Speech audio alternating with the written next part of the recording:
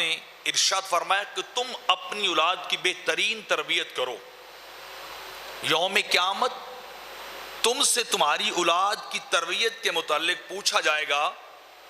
کہ تم نے ان کو کیا سکھایا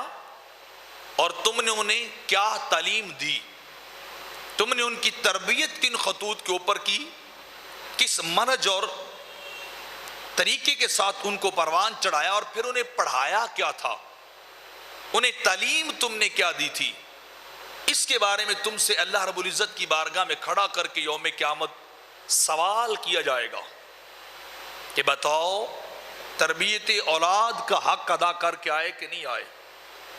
بتاؤ اولاد کی پرورش کا حق ادا کر کے آئے کہ نہیں آئے, بتاؤ